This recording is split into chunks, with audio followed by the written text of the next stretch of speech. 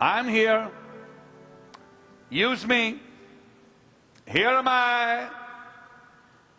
Jesus calls you. You say, yes, Lord, gladly. And you cry at the altar. And Lord, thank you for your mercy. And thank you for calling me. And I'll give you my life. And I'll do this. And I'll do this. And I'll do this. And I'll do this. And the next thing you know, he puts you on the shelf and ignores you.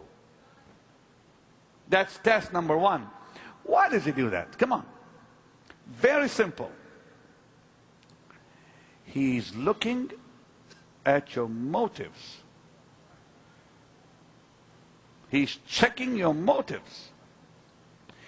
The minute you go through this time test, that's the time that God begins to purify the motives inside of you.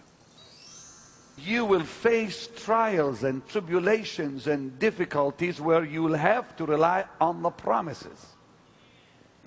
Things will hit you hard and there'll be nowhere else to go but the Bible. That's called the word test. In other words, suddenly disastrous things happen. Suddenly you are persecuted, or you are tried by your family, or neglected by your parents, or accused falsely. And what you got to do, and this only place to go, God will see where will they go when these troubles begin. Will they go away from me, or will they come closer to me? God will put you through a season where the Word is the only place you can turn to. You will be tested on your ability to serve. I call that the servant's test. God will put you in a place to see, are you willing to serve another man? Everybody wants to serve God. We have to serve another pastor, another ministry, before we can be chosen by God. God watches how do you treat his servants before he can even choose you. You say, well, how long will my test last? As long as it takes to get the world out of you. God will get the world out of your system. I have no interest in this world, I promise you. I don't enjoy a thing about it. We have to be lights in this world, yes, but have no fellowship with it.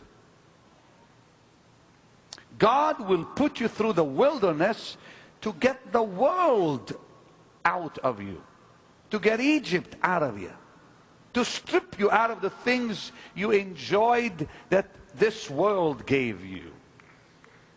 And it means a time of difficulty, a time when God will purify your very being.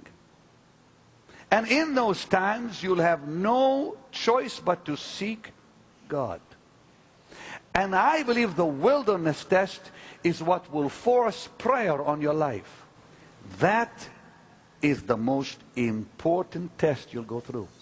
You're already in that called season, you're serving the man of God and such things like that. And you will begin to question, when is my time coming? I've served this man for the last 10 years of my life. I've been faithful, I've been steady, I've been steadfast, I've been there for him. I've given up family, I've given up my time with my children, I've given up Thanksgivings, and I've given up Christmases, and I've given up blah, blah, blah, blah, blah. And suddenly what hits them is, I've given so much up for that man, what do I get back for it? That season is called patience. You must prove you're a patient man. Prove it to God. You're going to wait till your time comes. This is not your time. This is his time. As long as he's ministering, it's not your time yet. You're not going to take off on him when he's still ministering.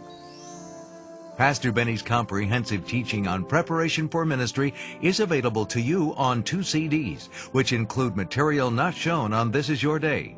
Later in the program, he'll share how you can receive your own copies. But now let's join the audience at the Dallas Convention Center as Pastor Benny concludes his teaching. Number 6 is a most remarkable season. I'll call it frustration time. You will become so frustrated with your life. You'll stand and look at that man on the platform serving God. You'll see the anointing on him. You've given 10 years, 15 years. You've gone through the test of time and the test of the word and the test of service. And just you've done such a great job at all these. But now your body begins to ache. Your mind gets tired. And the older that man of God becomes, the tougher he will become on you. That's just the way it is. You will go through frustration, and God will watch how you handle it. Paul the Apostle went through that frustration in 2 Corinthians 11 himself. We all go through that. And gives us the answer in 2 Corinthians 4, where he says, don't put your eyes on the natural, put your eyes on heavenly things. Number 7, there will be times, before God will ever choose you, there will be times you will be discouraged to the limit you'd want to die. Discouragement is a part of the season before God ever will choose a man. You'll get to the place where you get so discouraged, like Elijah, you'll say, it's better to just quit right now. I don't want to go on anymore. I can't handle it. I cannot handle the time, the travels, the wear and tear on my body. I cannot handle the unpredictable man that I can't figure out. One day he's this, one day he's that. I can't handle this. I've given up this, blah, blah, blah, blah, blah. And you get to the place, you get so discouraged. That's just a part of the process. If I am discouraging you from the ministry, it's because you're not called. But if you're called, you'll stick with it. And the people said, so why does God allow discouragement? To help you refocus on the call. It's the reason. You focus back on the call when you're discouraged. Frustration comes that you might re-examine your priorities. Discouragement comes that you might refocus on the call of God. Did you hear that? Number 8. You were almost there. You're almost chosen by now. Number 8. The devil never takes vacations. Before God ever chooses you, the devil will attack you. Therefore, you'll go through a season called war. The war test. This is where God will test your fighting abilities. Because if you can't win prior to your being chosen, you're going to lose on the other end. You got to win the war prior to serving the Lord, prior to being in your own ministry. Why the warfare?